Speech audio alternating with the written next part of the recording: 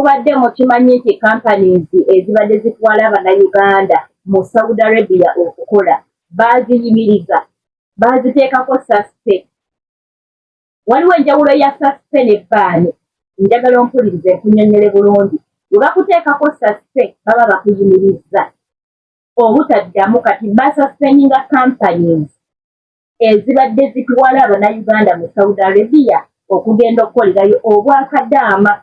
Ezo ezibadde zitwala bakadaama mu Saudi Arabia zaayimirizibwa mpaka lwe banaabawa olukusa okuddamu okutwalayo abantu. Njagala musooke musomere message eno. Omanyi Abannayuganda twagala nnyo okulaba kusoma message eno. Eggulire lino lyayita ennaku z'omwezi nga 26 Ogw'omusanvu. Ffe tubadde tutunuulidde kimunedda baasiba lw'Ebola era baasiba lw'Ebola nti tukyalina Ebola mu Uganda mayiziya. Lwaki basuspendize companies zitwalayo ba domestic workers? Domestic worker be babakozi abakola ewaka bakadaama. Simanyi oba tubadde tweyisa bubi mu Saudi eyo, simanyi oba kiki naye byebyo. Kampani zino okuddamu okutambuza Omunnayuganda ng'agenda okukola obwakadaama balina okulinda ne baweebwa olukusa ne bazita kuba kati zonna nsibe tewali kampani kirizibwa.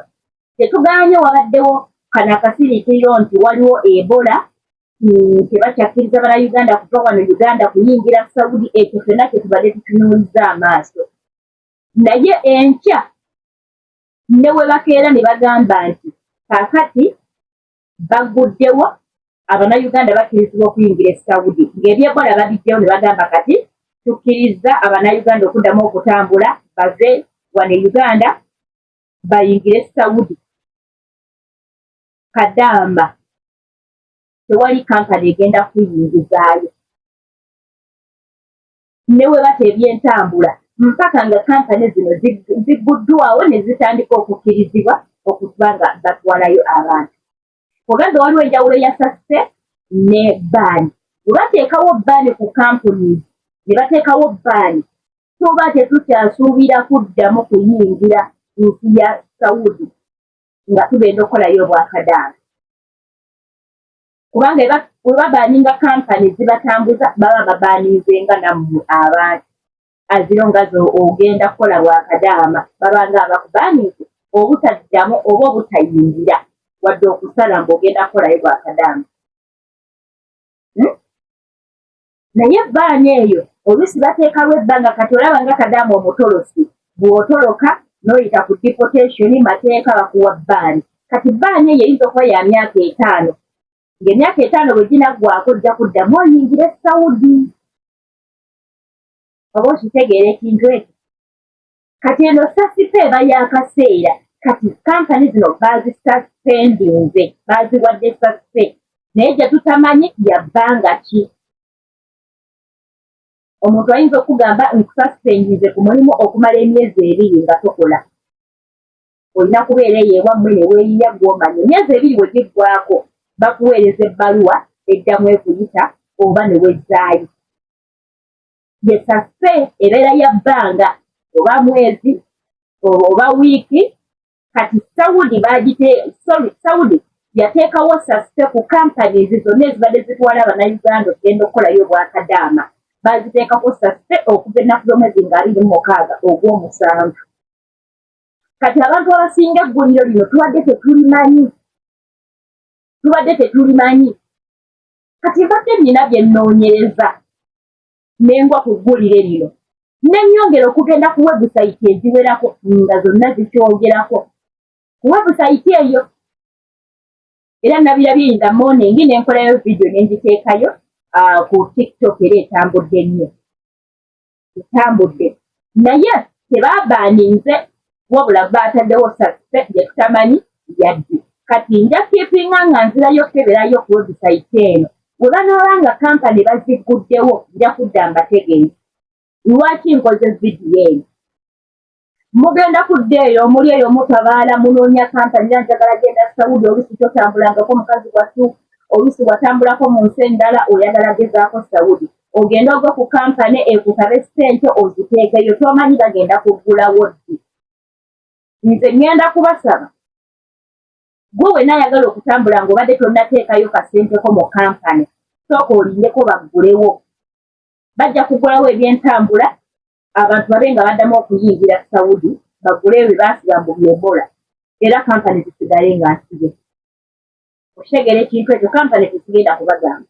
Kati mulinde kampani we zinaaba zigguddwawo nga nazo zikiriziddwa okuddamu okutambuza abantu. Mukwano mulyoke mugende ku kampani mwewandiise mutandike prosesi. Omuntu ow'omukisa okola prosesi n'omwezi gumu n'otambula, myezi 2 n'otambula. Ebyo bye bigenda mu maaso naye ojja kuteekayo akasenteko bweba naakusiba Saudi weenaakusiba. Kale neggulawo ebyentambula naye ne basigala nga kampani zino zikyasibiddwa mpaka omwaka okuggwako nga wateekayo obusente bwo. Tunagenda oyingira mu next year nga n'ebyomwaka guno babyerabira nga bagamba leetayo ssente endala ziri zaali za buli mwaka. Kati lindako sooka otereke akasenteko mpola mpola mpaka nga buli kimu kiteredde. Abasinga tubadde tutunudde wano ku ngulu nga tugamba baggalawo lw'Ebola. Yes, baggalawo lw'Ebola era kati bakyayinzikiriza muntu kuyingira naye ate lino eggulire lyafuluma 27 nga basaspendize kampani ze zituwalayo ba domestic workers be bakadaama. Mwe mulowooza nti tewaliwo ekiri munda, waliwo ekintu ekiri munda. Mbabuulire byatandikawo bitoba ku Nigeria, Ghana baba suspendinga ekyavamu nga baba baaningira ddala olwaleero tebakkirizibwa kuyingirayo baba baaninga. Kati naffe bayinza otandikayo batyo batuteekako zisaspe olunagira nga batubaaninga nga bagaanira ddala Abannayuganda okuddamu okuyingira Saudi nga tugenda kukolayo bwakadaama. Naye kituufu omanyi buli kintu kibaako ekibi n'ekirungi. Era eno kyano mbalaga ebibi ebirungi naye eriyo abakyala nga mu butuufu baatandikira Saudi ng'olwaleero bayingira America bayingira Canada naye nga akasente baakajja Saudi nga gye bajja entandikwa. Waliwo abakyala abakoze zi bizinesi nga akasente kaava Saudi weewaawo n'abatakifunyeemu bangi era bali ku zero nga balinga abatatambulangako. Naye abantu babadde bakifunyeemu abamu kati singa batubaaninga akadde kano kali ne Dubai kati yaggalo naye katugambe nga batadde ebyentambula byonna. Omuntu kati okugenda e Dubai nga gwe mulundi gw'ogusooka era bajja kujjako input ekitono nnyo luli zibadde nga $2.5 kati nawulira bagamba simanyi Interpol byayingiramu biki kati ne Interpol nga yeeyongera okukakkana ng'oli mu $3.3 abantu abasinga tebazirina naye nga tasobola okufuna 2 oba 5 oba n'anyikiriza n'anoonya 7 ezinamuyingiza Saudi. Batubaaninga tuliko suspe baani suspe naye biva mu suspe bajja kuba nga bakola batubaaninga. Twabeeranga ku masomero eyo ngozi omusango ne bakuwa suspe ya wiiki nga tolina linnya ku ssomero oba wiiki 2 oba mwezi nga tolina linnya ku ssomero ng'olinda suspe eyo neggwako n'olyoka oddayo ku ssomero. Naye gwe wakolanga emisango ennyo ng'essomero likuwa expulsion babeera bakugobedde ddala ku ssomero completely bakugobye teri kuddayo. Kati bwe baba nga Saudi yavuddeyo n'eba nga ewadde kampani zino suspe ekinaava mu suspe ejja kubeera bbaani. Abannayuganda batweyisizza bubi simanyi. Waliwo agambye mbu Abannayuganda ffe tusinga okutoloka mbu Abannayuganda ffe tusinga okutoloka mu biyumba. Waliwo egguli eribadde ligenda mu maaso ery'omuwala ono gwe baasuula mu kimingi ekkuulu abaana nga bagamba bamugyamu omutima ne baguwa omukadde. Egguli eryo ligoowinze vayiro ate buwalabu teyagala ddikuwala kyokka gyekomye okukola ebikolobero ate gye tayagala kugikuwala. Baagala bakuuma ensi yaabwe nga yakitiibwa naye ate nga basaba batugumbula abakozi. Anyway, nze mmanyi nti bwe kintu kijja n'ensonga bajja kutugoba e Saudi mukama gulewo Canada nga tuyingira nga bwe tubadde tuyingira Saudi oba mukama tugulirewo ensi endala nga temanyi na Saudi bannange Finland gyeziri Poland gyeziri mukama anaggulawo ne batandika okuba nga netuteekamu obusente butono oba sinatindi nga mukama yagala tutuuleko mu nsi yaffe tugikulaakulanye ne baaba kulina ebigenda mu maaso mu ggwanga Uganda. Uganda naye ekaaye batugobaganya gye tubadde tutuna akawogo kyokka ne Uganda nkaawo batuvumbola abantu enkya n'eggulu bamenya bizimbe by'abantu abalina ate be batulugunya abatalina tugamba omuntu wa wansi alabye ennaku naye tusabire Uganda yaffe etereere kyekyoka kyetusigaliza tewali kyakkola kubanga ensi ezo tuzeesibako si zaffe twabeerawo ebbanga lyonna bannaffe baabeerawo bakitaffe baabeerawo nga tebagenze mwezi ensi kkola bwakadaama baba basekadaama naye baabeeranga ate ne batukuza ne bakuza abaana so tujja kubeerawo ne banaatugobera tujja kuyiya pulaani bbiri tulabe ng'obulamu busigala bumuvinga ono naye nga nze njagadde okutegeeza byebyo ebiriwo ku nsonga ezo baatusiba olw'Ebola naye tebaakoma kusiba bantu nti basibye Ebola ne companies izo baazisuspendinga baazisiba era enkya ne bwe baggulawo airport ng'abantu batambula bulungi oyingira Saudi nga companies zino baazisiba mukwano n'onoogenda okwewandiisa bajja kuteeka ku pending oba baliggulawo mwaka gujja kampani ne bazijjako suspend ne bazikiriza okuddamu okutambuza abakozi then awo olitambulira so kusaba enyinza okukola vidiyo olwaleero ate enkya ne batanga bayisize eggulire nga baziguddewo naye nga sofa byebyo ngenda kusigala nga mbawa update ngenda kusigala nga ngendayo ku gundi eyo ku website eyo nkeberera osobola okugendayo n'okeberawo tumira screenshot yange eyo ogendeyo nawe obe nga okebera bateekayo amawulire gy'emikutu giyisaako amawulire gonna so kati mukwano nja kuba nga mbawa update ngenda kitinga nga nteekingako ekinaba kituseemu nja kuba nga nkomawo wano eno mbeere nga mbagamba naye nga nkwegayiridde vidiyo eno n'owoba tokomentinze gye weerayike esobole okutuuka ku bantu bangi kubanga bino twetaaga okubimanya oba oli mu nsi eya Buwarabu olina okwetaaga okumanya biki ebigenda mu maaso mu nsi mw'oli kikuyambako okumanya kikyozzaako kiki ekiddako bw'oba ng'obadde oli mu kiyumba ewa boosi wo ng'embeera tebadde mbi ng'obadde oyagala kudda waka mbakubiriza kubanga kati bw'ojja okuddayo kuzibu okuddayo kuzibu jangu nga weesibye bbiri ng'ogamba kyennyinawo nja kusobola okutandika obulamu wasuubira okukomawo wano ng'ogenda kuddayo wa boosi wo ng'ogenda kuweebwa returning ticket you wait ebintu bimale okutereera okakase bulungi nti kati bonna omuntu wayingira Uganda addamu n'afuluma n'addayo e Saudi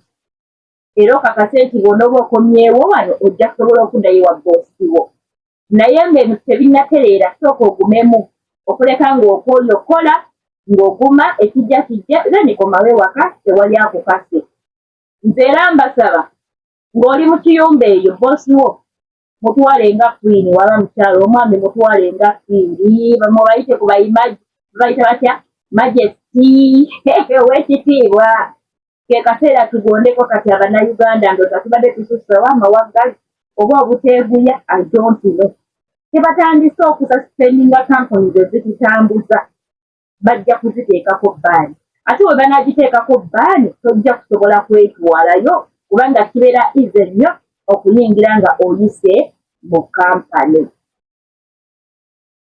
oba buli recruitment kibeera kyangu nze ngamba wa Museveni teyavaayo n'avumamu kaawo ku nsi z'Abawarabu zaanyiiga mbu babeera mu ddungu wookyanga ekiti ye wajja yaba ayagala kudduka komawo Uganda nze simanyi naye balabika nga abantu bano balina entalo zaabwe ez'omunda bino bye tulabako bino byekwaso tebaagala tubulya mazima naye balinamu entalo zaabwe ez'omunda ensi z'Abawarabu ndowooza ne gavumenti yaffe balinamu entalo ez'omunda simanyi mwe mulowooza ki ku kino naye waliwo entalo munda waliwo entalo munda. Ekyo abalunzi naye Mukama atubeere, tujja kubeerawo. Twabeerangawo bifo nga tunakagenda kubabyeyo nga bwetuli. So nze kyensaba okubiriza basista bange ne babulaza bange abakyali kubyeyo kwe kukolanga akasente tokamalira nnyo mu bafamire, tokamalira nnyo mu bizibu, era ng'oterekako akasente essaawa yonna ebintu byefuula. Ku TikTok mbadde ndabako omuwala ng'agamba bbosi wange yagambe batuzza waka. Bbosi yagambe batuzza waka. Ze simanyi nga sibigoberera nnyo nga sibitegeera. Kati ojja kwesanga nga bayinza n'okulaba bazita zi mega companies ezitambuza abakozi nga mukolera office. Bayinza okukyawukya ku mata munnange office ezo ne baziggalawo ne babagamba mutikka abakozi bammwe Abannayuganda mubazzeeyo. Kisoboka, tomanya ebintu bisoboka era bituuka buli ssaawa. Nze ninamu endowooza eyo nti bano abalina zi mega companies bayinza otuuka nawo ne babaggala. Nga gw'obadde okolera ofiisi mwezi n'ogenda n'okola n'odda bayinza obbatikka. I don't know just ekyo nkyogerako nganze era tonekiteeke nga siriasi kino kyenjogerako just ndowooza yange okusinziira ku bigenda mu maaso. Kuba nawuliddeko oli omuwala agamba boosi yagambe bagenda kutuzika. Ye simanyi ali mu nsi ki oba aliirako oba wa oba Saudi aidokino. Naye nga bintu byakwesabira n'okuba nga weeteekateeka kiki ekiddako era bwe kiddako ozzaako ki. Naye nga mu byonna bwe tusaba ne Mukama atereeza embeera. Kati ntunamu abaana abali mu sisitimu nga viza zifulumye nga tiketi bamaze zifuna nga baali bagenda kulinnya ne bukyabukya ne basiba wevu tewakyali akkirizibwa kuyingira Saudi. Ne basiba wevu tewakyali akkirizibwa kuva Uganda yingira Dubai. Ne basiba wevu tewakyali akkirizibwa kuva Uganda kuyingira Kata. Naye ab'e Kata mbu bakkiriza omuntu alina visa. Kati bamwe mbadde nakoma mu vacation ng'oddayo oba visa ye eba ekyali valid. Nawulirako mbu abo babakkiriza ngenda kukinoonyerezaako nzije nkoleko vidiyo ku Kata. Naye mbu abo babakkiriza naye bano abalina zi visa empya bano abaakazifuna nga kugenda kubeera mulundi gwo ogusooka okuyingira e Kata mbu tebakkirizibwa. Bino byambu sinabikolako risaaki naye mbiwulira buwulizi. Ebya Kata yes yaggalawo naye simanyi bino ebyogerwa oba olina visa ogenda bw'abadde ku litani. Kati ate bano abapya mbu abalina visa empya nga kugenda bba mulundi gw'ogusooka tebakkirizibwa. Ngenda kukola risaaki nja kubanga mbakolera vidiyo. Kyembasaba kwe okubeerako nga mwekumiddeko omupya subscribe nga kawo konnako kagambo subscribe ate vidiyo ginsindikirekeewo omuntu yenna ero vidiyo gisheyalinge mukwano. Gisheyalinge obe nga ogituusa ku nkubateyo munno oba munno ali e Uganda gw'omanyi nti ateekateeka kuyingira Buwarabu naddala Saudi Arabia. Era omugambe nti ne Dubaaya tebannaggulawo ne Kata tebannaba kuggulawo bagira balindalindakokko. Kyemmanyi nti abalina zi visa bannange ebbanga kati ebigenze tebitera nakuggwako. Mwe abaali balina zi visa zammwe abaali baddayo Saudi ng'olina visa omanyi obusi bamanyi bakolera visa ng'ogenda kuddayo ng'ebulako like ewuusi bbiri okuggwako oba mwezi tezigenda kuggwako. Bwenaggwako banaabawo endala kweri boosi wanagiri wali nga banaakuwa endala simanyi ne byonna tusabe Katonda. Abaali balina obwedde tiketi zaafa. Bagamba enjovu ebbiri we zirwanira obusubi bwe bukola ki bwe bulugwamu oba Oluganda bwe lutyo omanyi nze ndi musaayi mutabule. Naye tumanyi Oluganda bwe lutyo. Enjovu ebbiri we zirwanira obusubi bwe bulugwamu. Kati munnange bwe gaba nga gavumenti zaffe zirina eyo bukukukuku bwazo eyo munda iffe nga bannansi ffe tulugwamu. Ate njagala okutegeeza nti eziz'Abawarabu tezirina tezisalwa kubanga abantu bayo tebavaayo kujja kukolera wano Uganda. Era ne tuba tulina abakolera wano mu Uganda balina bizinensi ennene.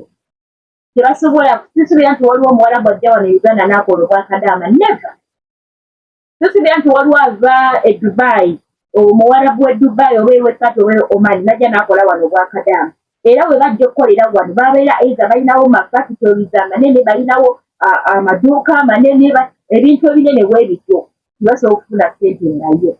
Naye kati ffe tuli bangi nnyo mu nsi zaabwe. Anyway nze nga bwe baagala nakendeeza ku Bannayuganda mu nsi yaabwe nga balaba tususse obungi naye ffeffeka badanga ba Fayini gye bali buli nsi gyeri Kenya biki gye bali lwaki balonda mu Uganda waliwo ekitali kituufu byebyo kankome wano eno Mukama bankumire nnyo atakumira mpeera nsaba obeere nga weekuumirako buli vidiyo gye nteekayo zibikule mukwano omanye ebigenda mu maaso nja kuba nga mbawa update ku nsonga eno bwe banaaba nga companies baziggyeko sasise nga kati zikkirizibwa okutwala abantu ogenda okukola era nja kuba nga mbagamba naye ebintu bitandika bityo oli Kasolo yavaayo Honorable Simanyi Kasolo Simanyi Minisita Kasolo yeeyogeza manye bantu bagenda otandika bagamba wali omuka tewabula muliro oyo Honorable Kasolo yavaayo neyeeyogeza tusaba Pulezidenti Museveni abe nga aggalawo Abannayuganda baleme kuddamu kufuluma kugenda kukolera mu mawanga g'Abawarabu yakyogera naye sisuubira nti yakireeta bwesinga kiteesotye baali bakyogeddeko munda eyo n'ajja wano abenga akyogerako awali omukka tewabula muliro nze ndaba nga bateekateeka okutusibira ddala tuleme kuddamu okufuluma nsiya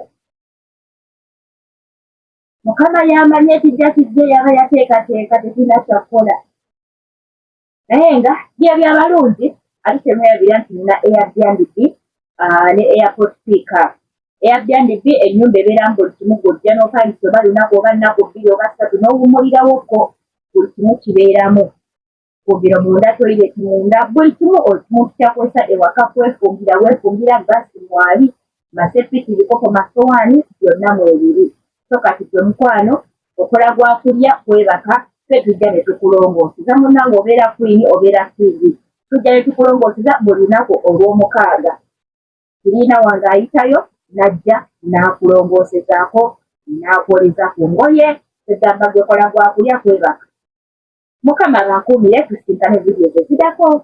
Bye-bye.